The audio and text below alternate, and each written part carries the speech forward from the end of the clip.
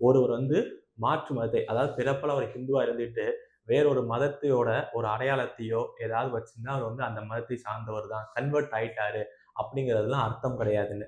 ஏன்னா அவர் சிலுவை போன்ற இதை வச்சிருந்தார் ஒரு வீட்டில், அதெல்லாம் ஒரு ஆதாரம் கிடையாது கன்வெர்ட் ஆயிட்டாரு அப்படிங்கிறத ஒரு தீர்ப்பு கொடுத்துருந்தாங்க. அதே இது இங்கே ராமநாதபுரத்துலையும் நம்ம பார்த்துருப்போம். ஒரு வழக்கில் மருத்துவர் அவர்களோட வழக்குலையும் அப்படிதான், ஃபோட்டோ வச்சிருந்தாலோ இல்லை கழுத்தில் இந்த மாதிரி மாற்று மதத்தோட சிம்பிள் போட்டிருந்தா கன்வெர்ட் ஆயிட்டாங்கிறதுலாம் கிடையாது அப்படின்னு. இந்த தீர்ப்பை எப்படி பார்க்குறீங்க?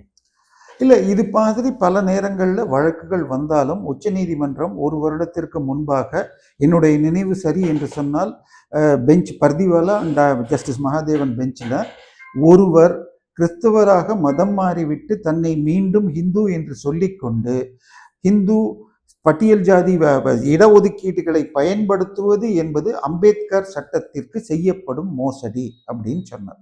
இதை ரொம்ப தெளிவாக பார்க்கணும்னு சொன்னால், பல்வேறு ரிசர்வேஷன்கள் எஸ்சிகளுக்காக கொடுக்கப்படுகிறது. இதுலேயே ஒரு வார்த்தை சொல்லுவாங்க, 2000 வருடங்களாக ஒடுக்கப்பட்டோம்னு. இவற்றில் சிறிதளவும் உண்மை இல்லை. இன்னொன்று, இன்றைக்கு உள்ள இந்த கல்வி முறை இது எல்லாமே ஒரு 200 வருடத்தில் உருவானது. அதன் பிறகுதான் எல்லாம் காலேஜுக்கு போகிறது, ஸ்கூல் போகிறது. இந்த 200 வருஷம் ஆட்சி பண்ணது பிரிட்டிஷ்காரன், அதுக்கப்புறம் சுதந்திர இந்தியா. பிரிட்டிஷ் 200 வருஷம் கழிச்சு வெளியில போனப்ப இந்தியாவில் படித்தவர்கள் 9லிருந்து 11%. இன்னைக்கு 78-80% தாண்டிட்டோம். ஸோ சுதந்திர இந்தியாவில் எல்லாரும் படிச்சுட்டு இருக்காங்க. ஆனாலும் பட்டியல் ஜாதி இன்னும் முன்னேறணும், கண்டிப்பாக ரிசர்வேஷன் வேணும். ஆனால் ஒரு கிறிஸ்தவராக நீங்கள் மதம் மாறிவிட்டால் மைனாரிட்டி சலுகை என்று கொடுக்கப்படுகிறது. இன்னும் சொல்ல போனால் அந்த மைனாரிட்டி மதத்தில், கிறிஸ்துவ மதத்தில் பட்டியல் ஜாதியிலிருந்து மாறி ஏமாற்றாமல் கிறிஸ்தவராக இருப்பவரே கிட்டத்தட்ட 10,000க்கும் மேற்பட்டவர்கள் தியாலஜி படிச்சுட்டு எங்களை பாதிரியாராக்குங்க பேராயராக்குங்கன்னு கேட்டால் ஆக்கவில்லை என்று பேட்டி கொடுத்துள்ளவை முன்னாள் பட்டியல் ஜாதியை சேர்ந்தவங்க இருக்காங்க. ஸோ அப்படி இருக்கும் பொழுது, சார், பட்டியல் ஜாதியில் நீங்கள் இந்துவாக இருந்தால் இந்துவாக இருங்க, கிறிஸ்டினாக இருந்தால் கிறிஸ்டினாக இருங்க. நம்ம திருமாவளவன் ஒருத்தர் இருக்காருங்க, அவர் தன்னையை பட்டியல் ஜாதிக்கான கட்சி நடத்திட்டு இருக்காரு.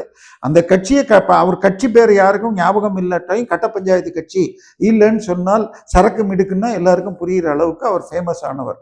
அவர் அவருடைய சகோதரி இறந்த பொழுது கிறிஸ்துவ முறைப்படி செய்யப்பட்ட போது அவர் ஒரு இதுல சொல்றார், என் சகோதரி மாறிவிட்டார் என்பது எனக்கு அப்பத்தான் தெரியும்னு. ஆனா 2019 தேர்தலில் இவர் தடுக்கி பிடிச்சி 3000 ஓட்டுல ஜெயிச்சப்ப முந்தைய நாள் இரவு எண்ணும் போதெல்லாம் நாம் ஜெபம் செய்து கொண்டிருந்தேன்னு அந்த அம்மா கொடுத்த பேட்டி இன்னைக்கும் ஆன்லைன்ல இருக்கு.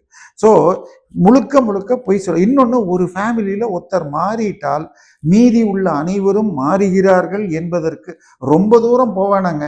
ஜோசப் விஜய்கிட்ட போங்க. அதாவது இந்தியாவில் இருக்கிற மதங்களில் கிறிஸ்துவ மதத்தில் மாத்திரம் ஒருவர் கிறிஸ்தவராக இருந்தாலும் கல்யாணம் பண்ணலான்னு இருக்கு. ஆனால் ஹிந்துவோ முஸ்லீமோ, இந்து திருமணத்திலேயோ முஸ்லீம் திருமணத்திலேயோ 2 பேரும் இந்துவாக இருந்தால் தான் பண்ண முடியும். ஸோ இல்லைன்னா ஸ்பெஷல் ஆக்டில் பண்ணணும்.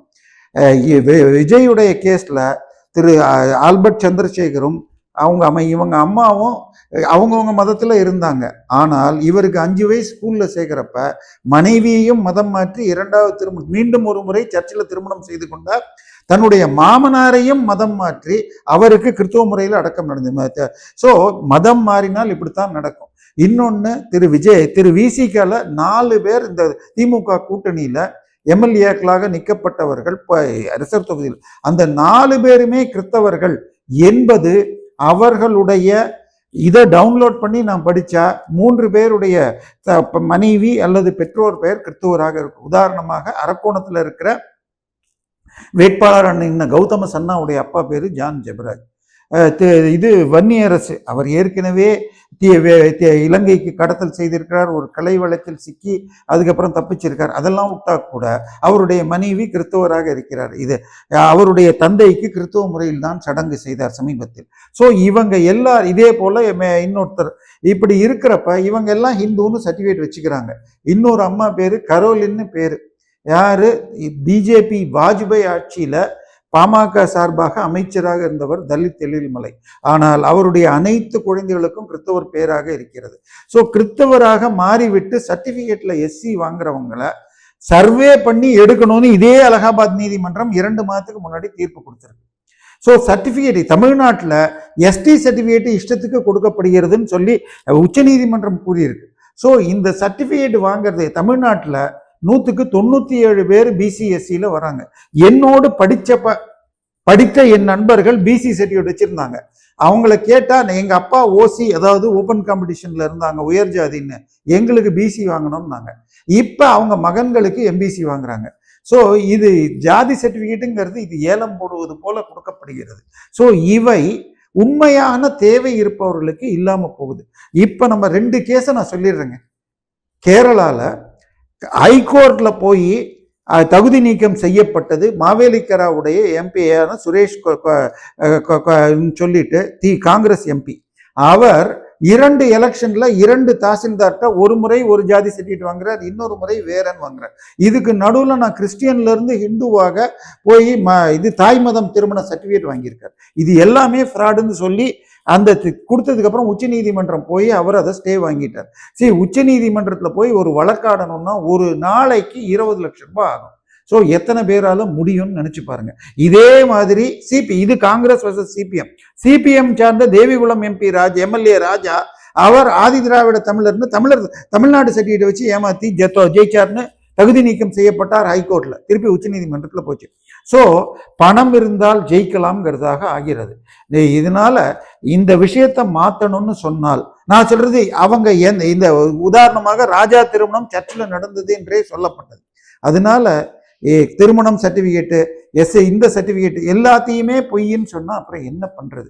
இதற்கு முழுமையான சென்சஸ் எடுத்து ஒரு சர்ச்சில் மதம் மாறியது நிரூபிக்கப்பட்டால் அந்த பாதிரியாரை கைது செய்யலாம்னு சட்டம் கொண்டு வரணுமா? ஏன்னா பல மாவட்ட மாநிலங்களில் காங்கிரஸ் ஆட்சியா இருக்கட்டும், அதன் பிறகு வந்த பிஜேபி, ஒருவர் மதம் மாறினால் அந்த மாதமே அந்த கலெக்டரிடம் அந்த சர்ச்சு கொடுக்கணும்னு சட்டங்கள் வந்தது. இவை சரியாக செய்வதில்லை. ஏன்னா அவர் எஸ்சியாக இருந்தால் எஸ்சி பதவி போயிடுது, எம்பிசியாக இருந்தால் இது போயிடுதுன்னு மதம் மாறிவிட்டு அவங்க சர்டிஃபிகேட்டை வச்சுக்கிறாங்க. இந்த இடஒதுக்கீடு என்பதே தேவையானவர்களுக்கு உதவுறதுக்கு, வியாபாரத்துக்கு இல்லை. எனவே இது தடுக்கப்பட வேண்டும். அதனால இதை நோக்கி போகணும். இன்னொன்று, சர்ச்சுக்குள்ள எவ்வளவு விஷயங்கள் நடக்குது.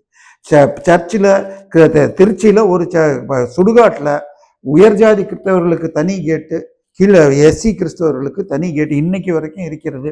இல்லை உடைச்சிட்டோன்னு வரும், திருப்பி ஒரு வாரம் கழிச்சு வருது. இது மாதிரி வெவ்வேறு சர்ச்சுகளில் உள்ளது. அதே மாதிரி சமீபத்தில் ஒரு தலித் பேராயர் ஈரோட்டில் மர்மமான முறையில் மரணம் அடைந்தார். அதை பற்றிய விஷயங்கள் வரவில்லை. எனவே சர்ச் என்பது குடியவர்களின் கூடாரமாக ஆகிவிட்டது. அவர்களை மிரட்டி திமுக தனக்கு ஓட்டு போடணும்னு செய்யுது. இதை சமீபத்தில் நான் ஒரு வாரம் கூட ஆகலை, நேற்றுக்கு தான் பதவி தேர்ந்தெடுக்கப்பட்ட 6 பேர் தமிழகத்தின் ராஜ்யசபால 33% 2 பேர் கிறிஸ்தவர்களாக கொடுக்கப்பட்டிருக்கு. அவர்களுக்கு 2 மடங்கு இருக்கிற முஸ்லிம்களுக்கு ஒருவர் கூட வாய்ப்பு தரப்படவில்லை. யார் அவருன்னு தேர்ந்தெடுக்கப்பட்ட காங்கிரஸ் சார்பாக இதுக்கு முன்னாடி கிறிஸ்டோபர் திலக்கு கேட்டால் தலித் செயற்பாட்டார், சார் நீங்க கிறிஸ்தவரா மதம் மாறிட்டீங்கன்னா உங்களுடைய ஜாதி மறைந்து விடுகிறது கிரகணம் போல. மீண்டும் ஹிந்துவாக மாறினால் அந்த ஜாதிக்காரங்க ஏத்துக்கிட்டா சேரலான் இருக்கு. இன்னொரு போராளி, அவங்க லேடி அம்மா, அவங்க எழுதுறாங்க, பிஜேபியை தோற்கடிக்க வேண்டும் என்றால் எல்லோரும் கிறிஸ்தவராக மதம் மாற வேண்டும். அவங்க இதுல போனா தலித் போராளிங்கிறாங்க, அவங்க கிறிஸ்தவர். இதெல்லாம் என்ன விஷயமாக இருக்கிறது? ஒருவர் இந்திய விரோதியாக வேண்டும் என்றால் கிறிஸ்தவராக, இஸ்லாமியராக, அப்ரஹாமிய மதத்துக்கு போக வேண்டும் அப்படின்னு ஒரு பெரியவர் சொல்லியிருக்கார். எனவே இவை தடுக்கப்பட வேண்டும். ரிசர்வேஷன் என்பதே 10 வருடம் தான் இருக்கணும். 10 வருடத்திற்கு இதை ரீகன்சிடர் பண்ணணும்னு அம்பேத்கர் சொன்னார். ஆனால் 75 ஆண்டுகளாக ஆயிட்டு இன்னைக்கும் தொடர்ந்துட்டு இருக்கு.